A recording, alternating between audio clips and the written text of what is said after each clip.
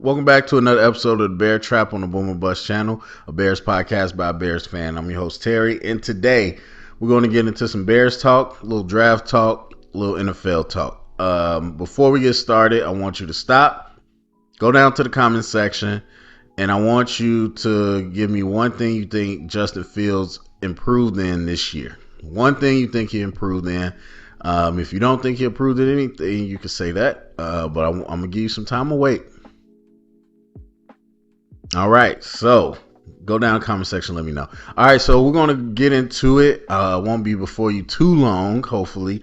I am about to head up to the city, so I need to get ready for that. But let's kick it off the Bears stuff, because we know that's what all the people want. And I know typical YouTube rules is that I'm supposed to make that last so you stay, but that's not what I'm about. We're going to kick it off up top. So one thing that I want to touch on, I'm pretty sure this is the main thing. I don't think anything else happened. We're talking to coordinators, but I don't really want to get into that right now. Is the press conference. So I had a chance to listen to Kevin Warren's end of the year press conference and then Eberflus and Ryan Post. So I had to go back and re-listen again to kind of gather my thoughts and work through my initial reactions and why I felt that way. So first of all, with Kevin Warren, if I didn't say this on the pod, I'm pretty sure I did, but I nothing against him. Obviously, I don't know him. I understand his background, but I truly hate this idea. If you listen to me, you know I do not like the GM overhead coach organization, which, not to say that's what we are, it seems like we are. I'm pretty sure when they introduced them, they said they both report directly to the owner, but I'm not sure. But either way, I don't like that. I think it's dumb, but I'm not going to get into that. I think it's even more dumb to have essentially a middle manager above them. And again, who you know, if you're into orgs and business and all that, you know who you report to matters. The reporting line is a big deal. So if they truly report directly to the owner, that's a good thing. It is a good thing, but you can still have a direct reporting line to the owner, but operationally you have a hierarchy where Poles is over Eberflus and Kevin Warren is over both of them in between the owner. And I just think that's dumb. You're essentially a middle manager at that point. It just does not make sense. I just don't get it. And again, it's nothing against him, but I think that setup is so dumb. I mean, there's a reason, and of course, I know what Bears fans are going to say, but whatever. But there's a reason Ted Phillips, or I believe it's Ted. There's a reason that he stuck to the business side for the most part, and that's what they shifted his role to. And again, I know what Bears fans gonna say. I alley-ooped that one to you, but I don't really care. There's a reason that happens, is because who is that person? With Kevin Warren and a lot of people in his similar titles, who is that person? That's not a football person. That's a person from outside of sports. Like, why would they be the end all be all decision making? I'm not saying, again, exactly that's what it is with us, but you can tell. You can just tell. There's certain things you can tell. Number one, having Eberflus and Poles always speak together is just their way, the Bears organizational way of saying, hey, they're tied together. That's the perception they want to present. And then, of course, having Warren speak on his own and really speak before them makes it seem like, again, he's making decisions above Ryan Poles. And I really just hope that's not the case. I mean, to Kevin Warren, the person, it seems like he's more interested in collaboration and everything. He wants to be a part of all of these decisions, but he understands that that's not his expertise. I don't know if that's true. That's just from what I've heard from him. That's what it seems like. But even still, I hate that idea. Now maybe you could just say that's me being on the coaching side. That's fine. But even I just feel like as an outsider to look at what football is and how it works, it makes no sense to have these layers above the head coach. It just really doesn't. The head coach is the one that drives the whole thing. So anyway, there's that. I will say Kevin Warren's message felt very different than Ryan Poles and Eberflus. And of course, people want to go through quotes and all that stuff. And I think there's some good stuff there. Not really what I want to do. I think my overall, because I just listened to it again between last night and this morning, my overall issue with Poles and Eberflus is that, and this might be a Bears thing, but it seems as though, because I can't say for sure, it seems as though they are following all the noise. Like everybody say, block out the noise and get to work, that cliche. And I'm sure they have to block it out to a certain extent, obviously do their job. But in terms of evaluation, and again, I'm an assessment guy, I'm an evaluation guy, I'm a data guy, that stuff is extremely, it stands out to me. So in terms of evaluation, it just seems like they are very focused on all the noise. And the one thing that gives it away is Eberflus. When he responds long enough, it gives it away, because I said before, and again, nothing against him, that's just not his natural thing. Like maybe in front of guys, players, he's great. I'm sure he is. But in terms of in front of the media, wearing, shirt and tie, not saying that, I don't even think he was, but you know what I mean. When you got to put on a shirt and tie, sit in front of the media and all that. I told you from the beginning, Ryan Poles seems like he's overcompensating to feel and give off this, project this certain presence of strength. And then it feels like Eberflus is just faking it till he makes it. And so when Eberflus talks long enough, I can tell what, I wouldn't say it's scripted, but what are the highlighted points by the PR staff or whatever staff they have. Like, hey, focus on these data points. I can tell he's not a data guy, and given his track record, it makes sense. I mean, a lot of coaches aren't analytics freaks. Even the ones that like analytics, or some of the older guys that like it, they don't rely everything on it, and that's fine. I agree with that. But you can tell that he's memorized, or on his paper he's got highlighted these bullet points. And so when he talks long enough, I'm like, okay, this is what the team wants to focus on. This isn't him naturally like, oh, coach, what about this? And he sits there and thinks in his mind, or he's going through in detail of like his firsthand experience. Sometimes, obviously, when there's certain things he's like passionate about, but like with certain operational things, and I could have pulled exact quotes to give you an example, but I didn't. You just gotta watch for yourself, and Poles is the same way. He doesn't give it away like Eberflus, but again, when someone talks enough, you're going to pick things up. And so between them talking for almost an hour, I'm just like, man, I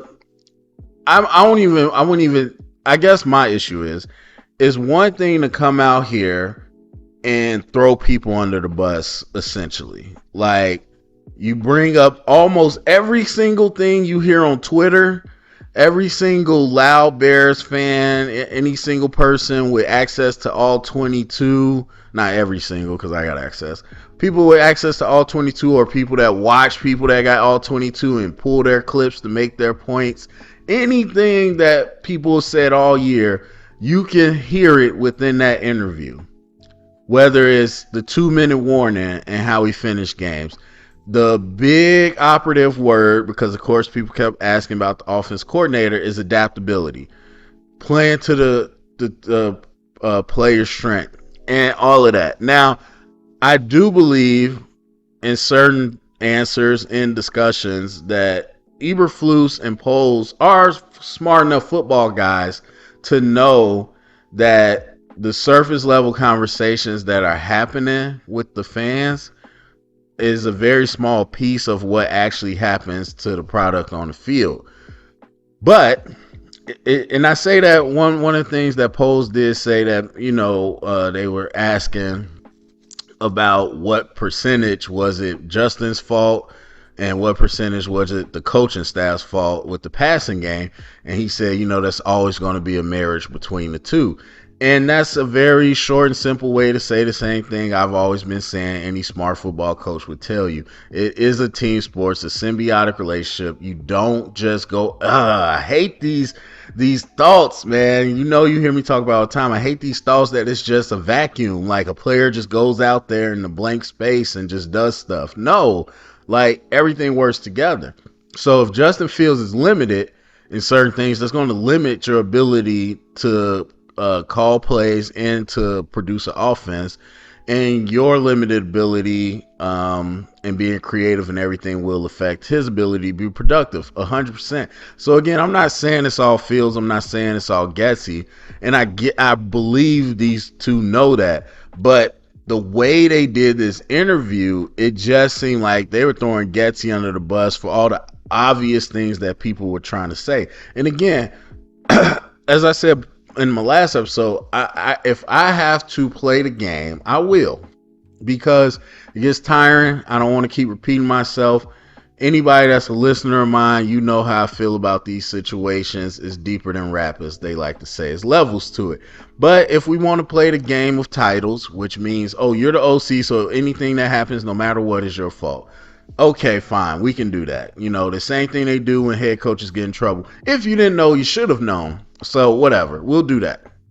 So during the interview, or the press conference, just felt like, whether it was Getsy in that, whether it was kind of the Bears' perception of themselves and their roster and their perception of other people's roster. Like, I think Ryan Poles is smart enough that he said from the beginning, hey, our championship is our expectation. When he produced one of the worst rosters I've ever seen, he with a straight face said, championships are expectation. And you're like, he's lying, but it was smart because he could sit here now, like someone asks, like, looking at this roster, what type of team do you think you are now? Which again, I've been telling you for years, that's how I slot teams in terms of playoff contenders, championship contenders, blah, blah, blah. I'm not new to that, but anyway. So, and he said championships has always been the expectation. And that he's right. I said it before he did. I was like, he's always said that. So that was smart of him, but obviously he don't believe that behind closed doors.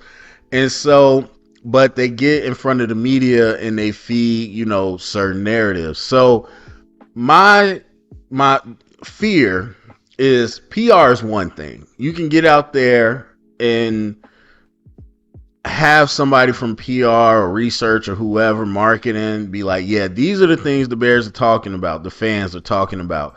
Here's what the radio shows are saying. Here's what the internet is saying on social media. And you can formulate retorts to that make it, sound good for you and throw other people under the bus. That's one thing. It's another thing if that's how they're truly evaluating themselves. That's what scares me. That's the scary thought. The scary thought is that they're not actually evaluating the way they should. And they call the NFL coaching and really front all of it in the NFL as a fraternity for a reason, especially amongst non-players, because you got to protect each other. Rarely do you see somebody actually being thrown on the bus. Like they could say, hey, the development wasn't good enough on offense, so we're going in a different direction. That's fine. Rarely they're going to come out here and be like, this play call was Getsy's fault. We told him not to do it, or he called this and he didn't practice this all week. Like, they're not going to do stuff like that because usually going to protect each other. So that, again, that part is fine for PR, but I wonder, it almost makes me feel like they're actually judging themselves off of that. It kind of does. Now, I know that they're a professional org. They're watching tape. They're definitely going off stats. They're reading off stats from the first half of the season versus the second half. They're looking at obviously wins, the division, blah blah blah blah blah. But I still, part of me feels like the noise has more influence on them than it should. That's what kind of scared me the first time I watched it taken away, because they both were just too beat for beat all the issues. And it's, again, you want to be prepared because the media is going to ask you those things because that's what the fans are thinking. But they just seem too beat for beat, like focused on these narratives that the fans have. And I just do not understand it. And I really hope that that's not the case in terms of behind closed doors. I just pray that's not. But yeah, there's a couple things I took away from it, but nothing earth shattering. I mean, here's your chance now. I'll give you some time. Go down in the comment section. Let me know your number one takeaway from the press conference. I'll wait.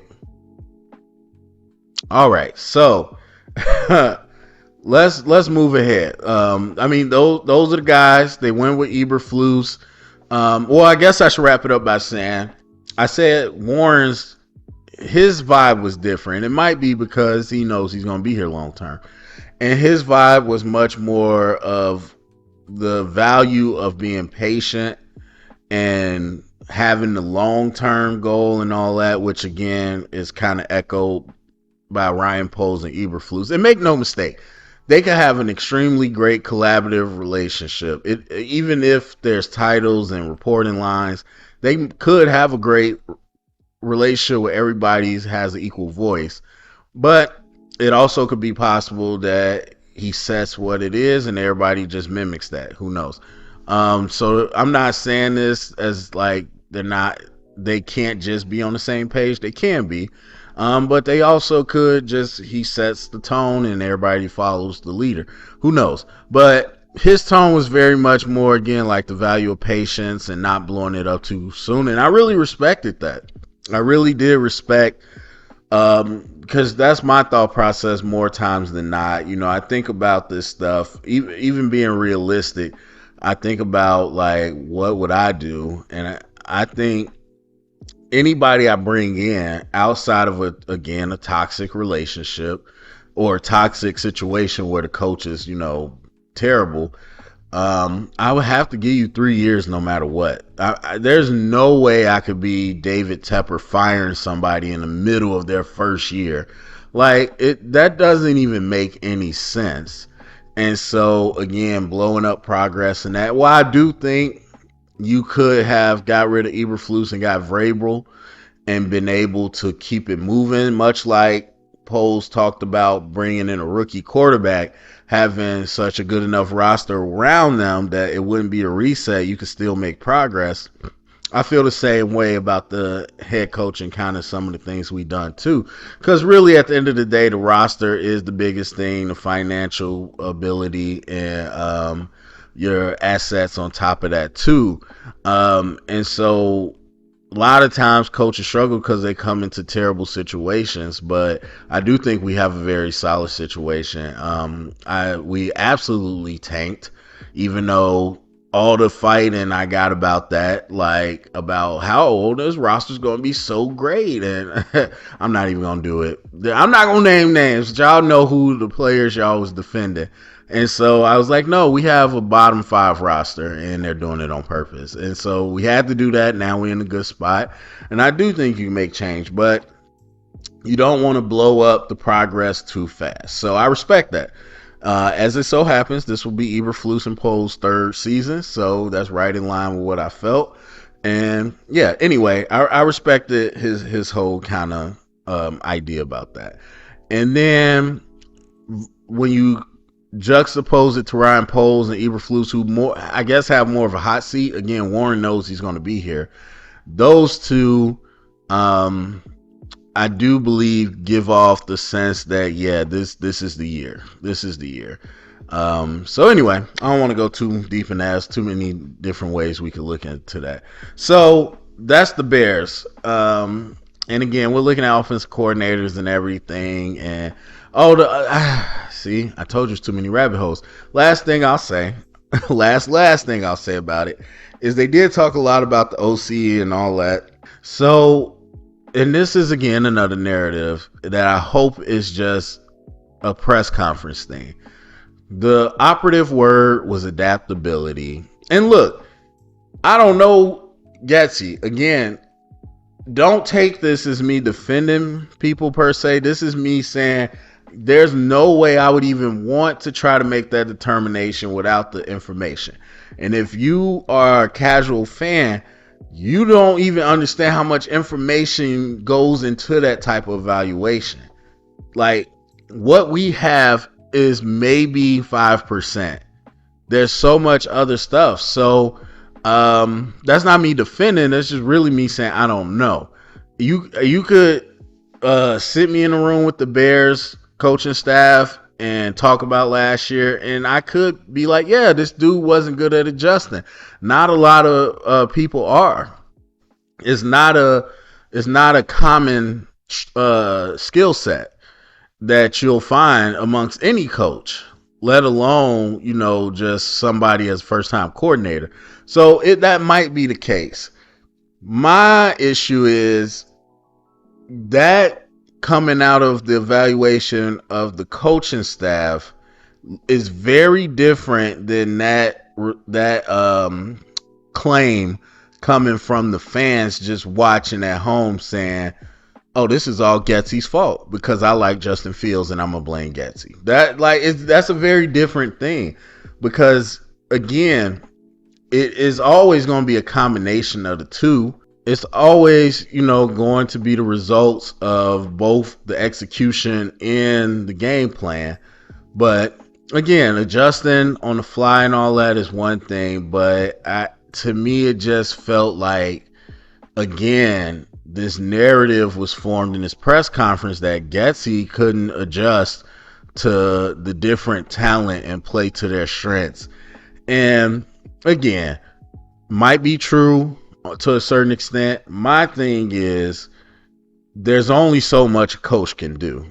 As I said, behind closed doors, I have to believe they know that football doesn't work like that. I have to believe they know that, but in front of the cameras, it just gave this, oh yeah, it was all Getsy's fault. He couldn't figure it out. And that's exactly what the fans been trying to pitch all year. And again, that I wouldn't say it's true. I think it's 0% chance that it's true. It's all Getsy's fault. But he might have been really bad at his job. That might be true, but that comes out of a different evaluation process than the fans do. And so they kept bringing up the idea of being adaptable and all that. And I get it. Again, it's a rare skill. It's an important skill. Everything they talked about, like, oh, well, what if you go with a rookie quarterback or instead of bringing Fields back? And it's just like, that's the best part. We want a guy that can do it all. We want a guy that no matter what happens, if the running back has to start at quarterback, we want a guy who knows how to do that. It's not going to happen. That coach don't exist. But it's a fun thing to say to the media and the fans to get them excited, but you're going to set that next guy for failure. I ain't going to lie to you. Because the thing is, so 49ers, the most efficient offense this year, right up there in terms of prolific offenses too with the Dolphins. You got Mike McDaniels, I won't say disciple, that always feels weird, but he's from the branch of Shanahan, doing a lot of things they did in San Fran. So people look at that and say that's a top tier offense. We're looking at one of their passing game coordinators. People are trying to get their coaches. Do you not realize that offense does not work when it's not in its natural setting? When things aren't going the way that offense wants to go, it does not look great. And I'm not even going to talk about the Super Bowl with the Falcons. We ain't even going to do that. But my point being, the whoever you think is the best, I'm not saying they don't adjust and make, obviously you do. That's what. So most of y'all know a script, an offensive script. You've at least heard that term. The reason you have a script is so you can come out and see what the defense is doing versus what you expected them to do. And I forgot what coach I was just listening to talk about this. But yeah, that's standard football. You prepare for what you see on film. It might have been Shannon Sharp that was talking about that. You prepare for what you see on film. You prepare for what they've shown you. Once you get in the game and it's different, then we can adjust and move.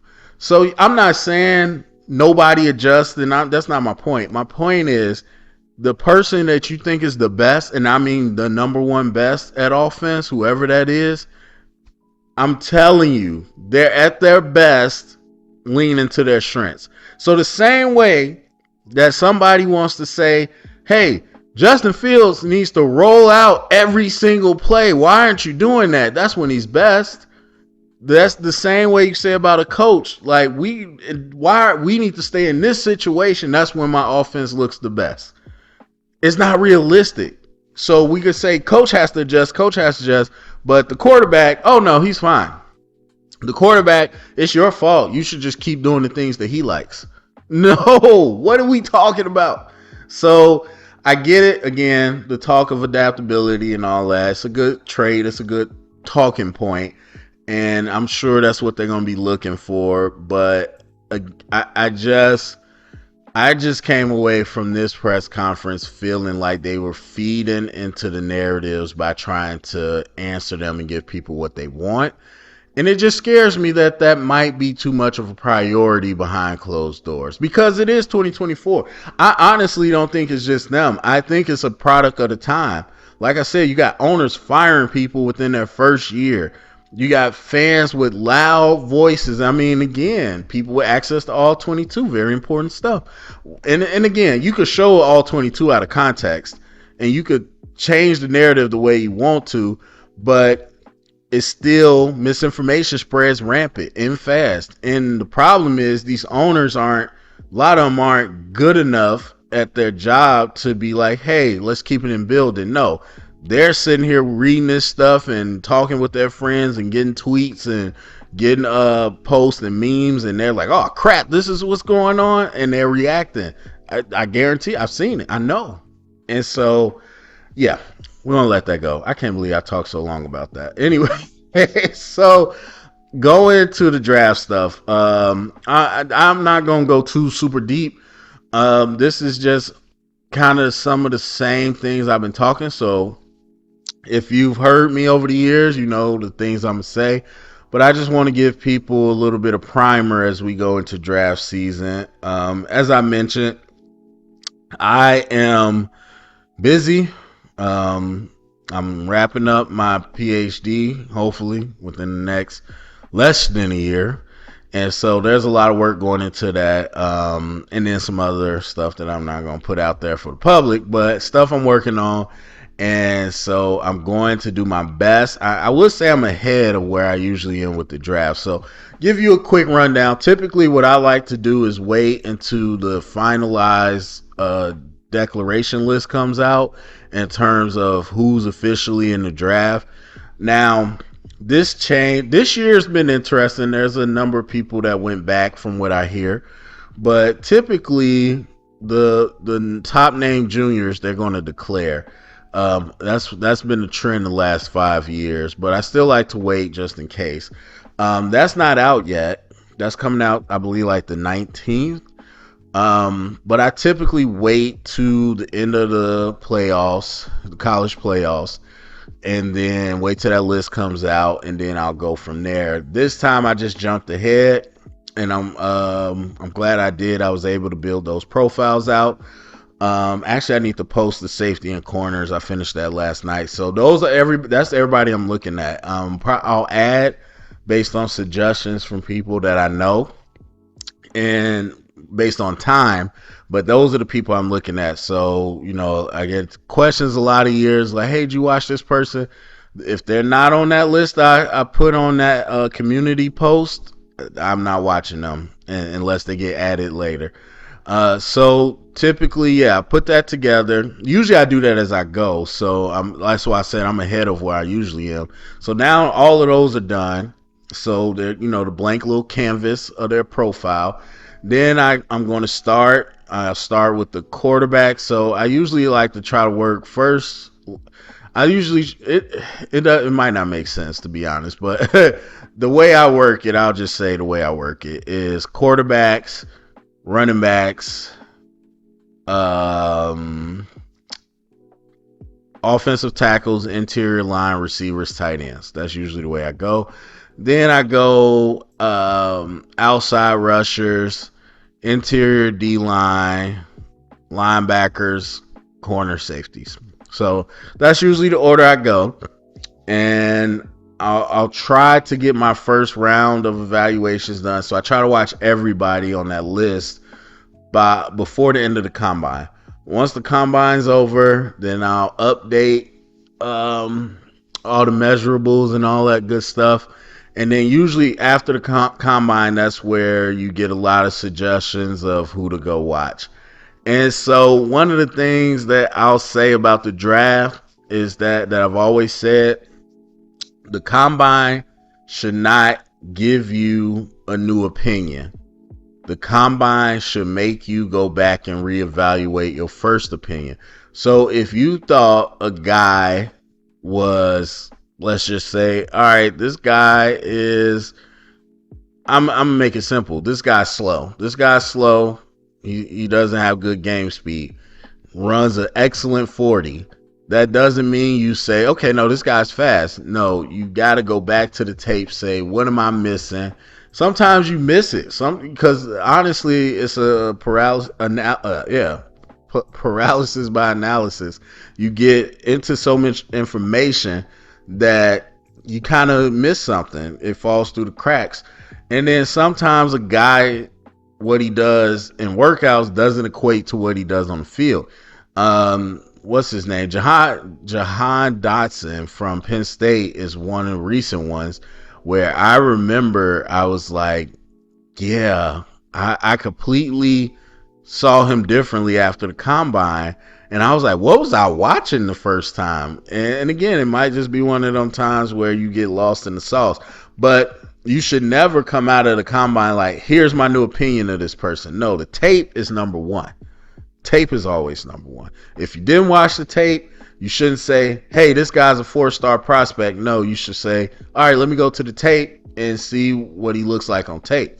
If you have watched the tape, you shouldn't say, okay, now I changed my mind. No, you should go back to the tape. What did I miss? So after the combine, that's when I'll get some more stuff. By that time, I'll have Senior Bowl stuff. They show it less. They used to cover it better. But I do have NFL Plus, so I get to rewatch those episodes. So I will have access, because the one-on-ones is what you want to see. It's not the end-all be-all.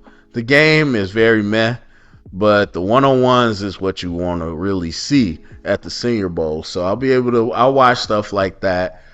And then after the combine, I'll do my second round of evaluations, which really usually goes right up into the draft. And that's kind of in the second round of evaluations. Again, I don't watch all the games. So I watch as much as I can the first round. In the second round, I'll watch select games. Usually if they got good competition, I want to watch that. Or whatever reason, I'll select a few games and I just want to solidify my thoughts, make sure nothing changes, stands out. And then I want to give it the final grade. Not the final, but the final grade. I want to say what type of prospect they are. 1, 1.5, 2, 2.5, all the way up to 5. I want to say what the best fit is. In the last 3 years or so, I've been doing scheme versatility. And I usually do that. I think I do it as like a percentage, but how much is this person dependent on the scheme they're going into? And so, yeah, that's pretty much it. As far as the process, and then overall, you just got to remember there's the draft game, and then there's this building a roster. And what I mean by that, like we won the draft, let's grade the draft. That's the draft game. How well did you manage assets to achieve your goal? And so let's just say we maneuvered and we got our top 5 guys.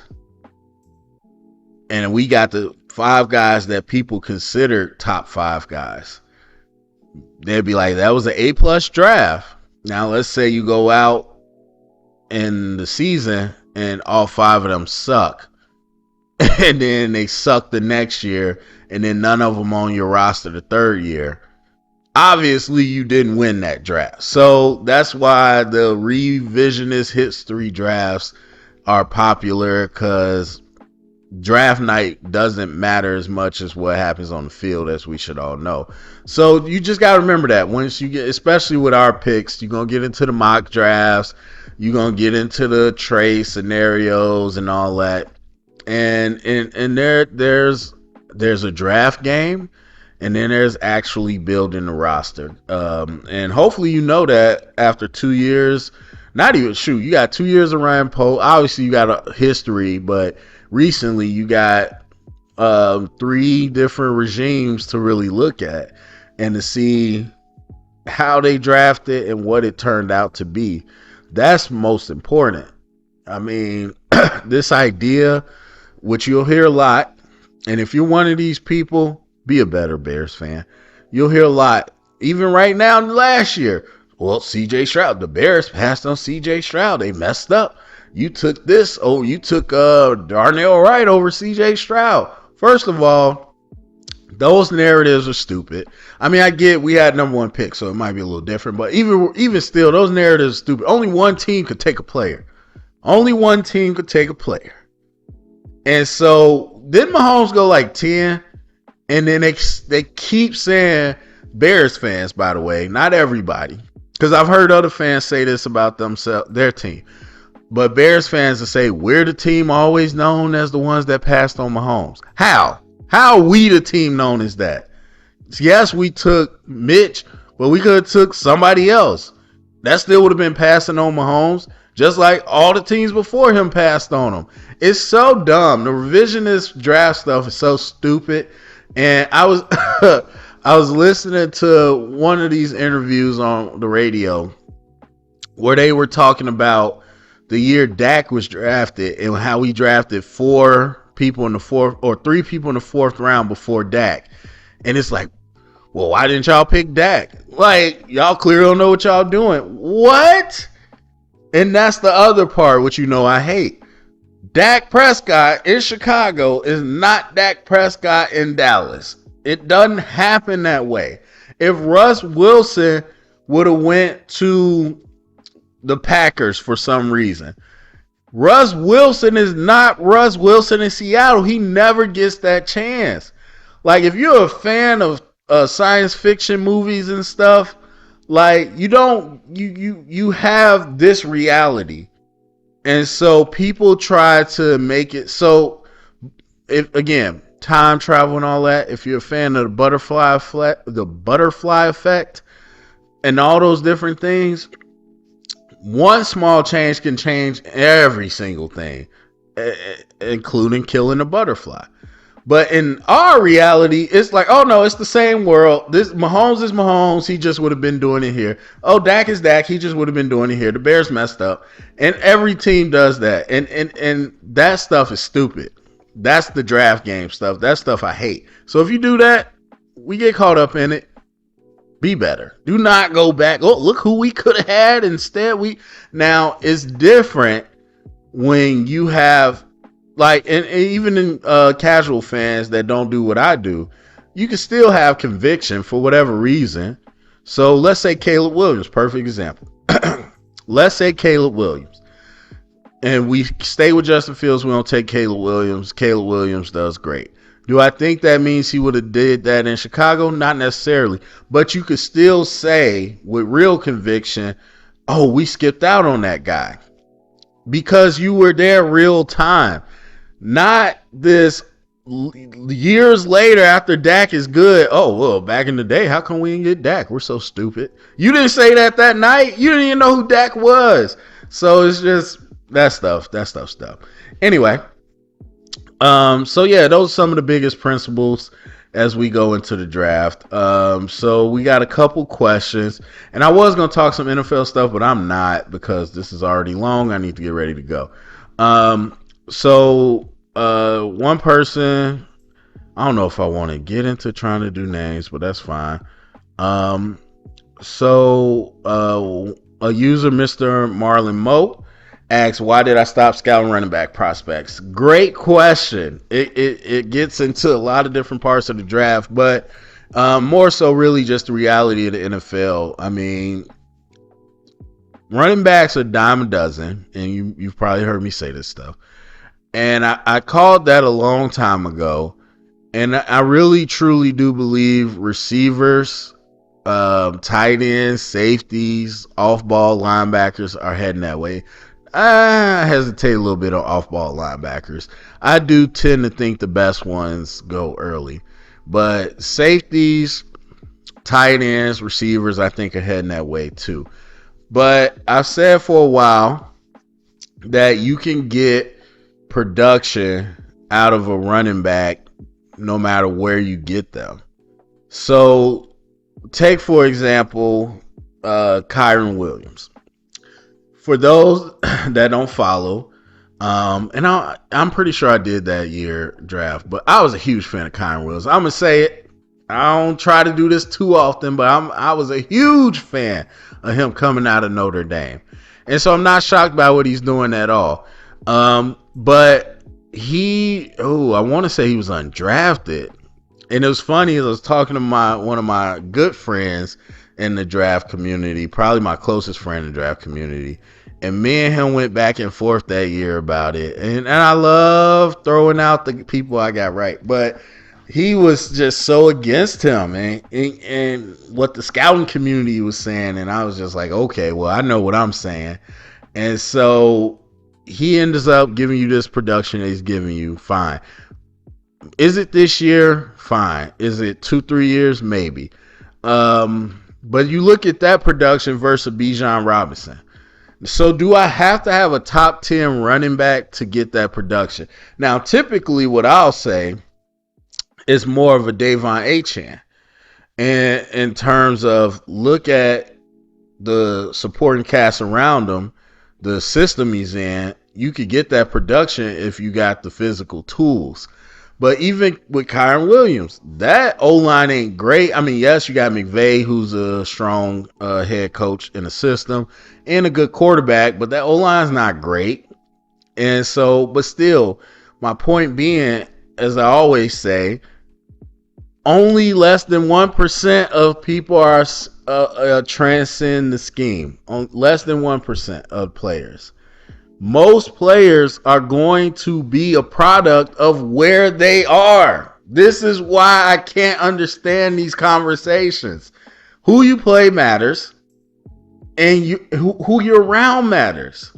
So if I take a guy that's 7th round or undrafted, let's just say last year, Eagles' #1 rushing attack. You mean to tell me I had to have Miles Sanders to do that, even though they were splitting carries? You mean to tell me pop DeAndre Swift in last year, he's not doing well, or he didn't do well this year? You mean to tell me take out both of them and put in a rookie running back 7th round pick, they wouldn't do well? Now, again, you can't just be a regular guy off the street. I ain't saying me and you could go do it. But what I'm saying is it comes down to the physical tools. And that stuff is very straightforward. It doesn't take a lot of evaluation. And I'm not saying there's nothing to the running back position besides that. Yes, obviously there's skill sets that'll help you be more long-term. But the fact of the matter is the league isn't there anymore. So, yeah, you might have better natural hands. Yes, you might have good blocking technique and the strength to pick up a block. Yeah, whatever. You might have all those extra intangibles that make you a better running back, But the fact of the matter is, they're not about to pay you to stay around. You gonna do that first contract, and then it's good luck after that.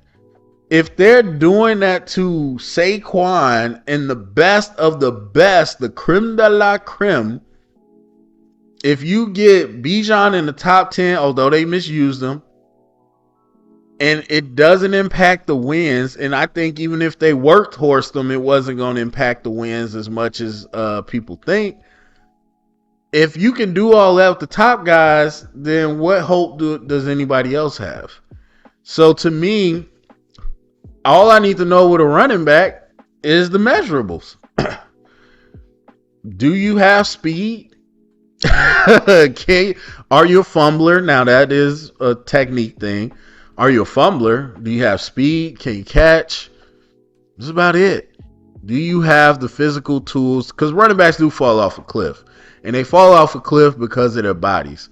And so do you have the physical tools to be whatever type of running back I need you to be? So if I'm a team like Miami and we're like, we need an explosive back, a home run hitter, because nobody, to be honest, I wouldn't say nobody, but to be honest, to be everything running back isn't really that attractive to teams anymore.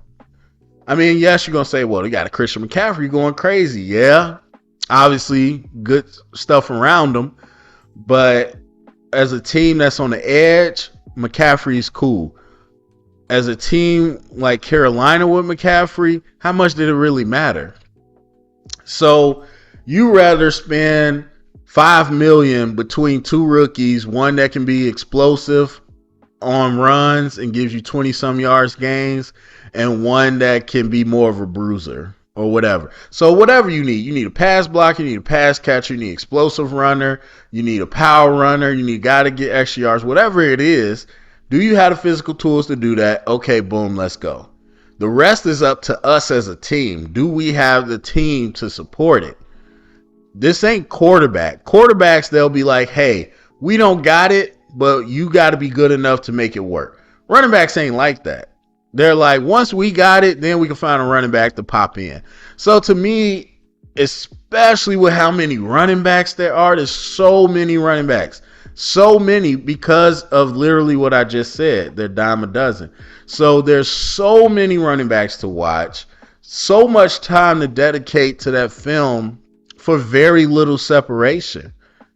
And even if there is separation, it don't matter that much. Like I say, Bijan is here and the next guy is way over here. Cool. Bijan goes in the top 10. Next guy won't go into whatever round. So it doesn't even matter in terms of the draft of predicting anything. Like, especially as it pertains to the Bears. Now, obviously, if I was working for a team, yeah, I would go through to see exactly what we need and exactly who's out there. But you can find what you want, man. You really can. I mean, darn near Josh Jacobs and Barkley were up for sale. If the timing was right and the contracts lined up, they would have been for sale. Derrick Henry's about to be out here. You can find what you want. You can find what you want undrafted. You can find what you want in the late rounds. You can find a veteran running back. So it doesn't. I hope that makes sense. To me, it doesn't make sense to spend that much time scouting them. The results to me don't matter that much. It's the ugly truth of it. It is the ugly truth of it. And again, that's not me saying there aren't running backs better than others. Of course there are, but that doesn't really move the needle anymore in the NFL. So that's the ugly situation. And again, even like a Bijan, what do we think happens to him when his rookie contract is up? I mean, more than likely, I mean, we'll see how the team treats him. But if you're a standard average team, you're going to maximize those tags, and then you're going to dump them. So that's why I do not scout running backs anymore. Excuse me. All right, last question. We'll get up out of here. This comes from Eric Montanez. See, that's why I didn't want to read names. I hope that's right. Eric Montanez, 2934. So Last week, you spoke about quarterback-centric philosophy, such as QBs that can pass with rhythm and still come back if they're down multiple scores versus other teams like Baltimore and San Fran that get up on you early, squeeze you with defense, then avalanche you. My question is, what if they evaluate this upcoming quarterback class and they don't feel they found anyone who is a true rhythmic on-time QB? Do you feel they should stick with Fields and keep building the defense and pieces around him and try to copy what teams like the Ravens and San Fran are doing? Great question. Great question. I forgot the heart D's.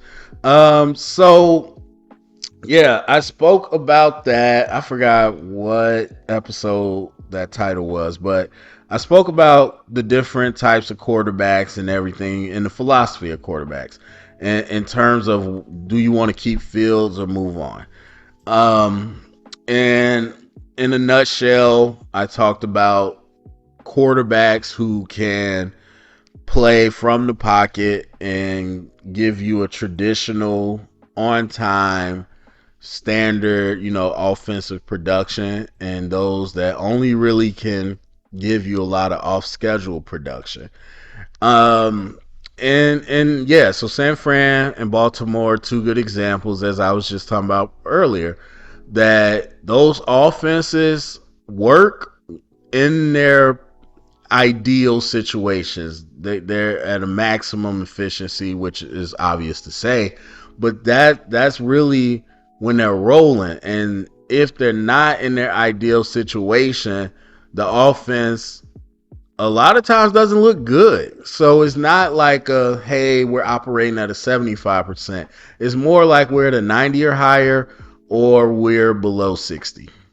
And so those are the extremes you kind of get because they're built to play with a lead. They're built to be able to run and play action off of it. A lot of West Coast ideas. And so asking the question for us, if we feel like there's no quarterback that has a skill set that I'll say is different than Fields in terms of a passer, yeah, I would stay with Fields given that we can get a contract that makes sense. The numbers game is the big thing right now with quarterbacks. It has to be. But take Brock Purdy, for example. If Brock Purdy was in his fourth year, or how long are the contracts for non-first? It's 4, right? So if this was his fourth year instead of his second, how do we think they would feel about the contract they're going to give him? I would, and those are going to be the interesting questions to come up. Now, when you're a top 10 player, it's easy to make that decision, not necessarily because it makes sense, but because you could justify it. You can say, well, that was a top 10 pick. Of course, like Kyler Murray. Great example. Kyler Murray. Yeah, there's questions, but that was the number 1 pick. We got to pay him. So that's what happens with that. So with Purdy, that's going to be interesting because he does just enough of what we need for this offense. But do we want to pay him big time money?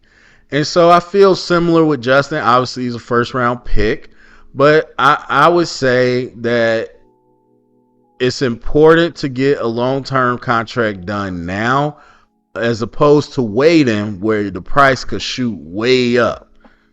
And so if I felt like, yeah, these quarterbacks are kind of the same, they're not going to give us something different in the passing game, then I would want to get Justin Fields long term if the price made sense. So that's me answering the question. My response to the question would also be that I don't really think that's the case with this draft class. I haven't watched them, but I don't think that's the case. I don't think this is a bunch of Justin Fields. Jalen Daniels might be, but I haven't even watched them. But I don't think this is a bunch of Justin Fields type players out there. And so my thought is that that's not necessarily going to be the case.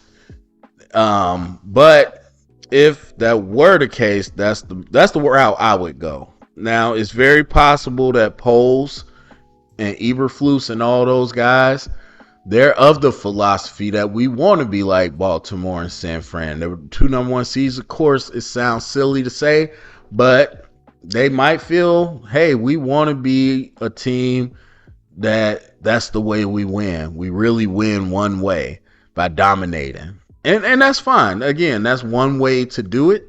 So if that is their thought, then they could go with Justin Fields no matter if the quarterbacks have a different skill set. So, all right, that's it for me. Go down comment section. Let me know what you think. Share it around. Get the conversation started. Thumbs up. Subscribe. Thank you for listening. Remember, stay up and bear down.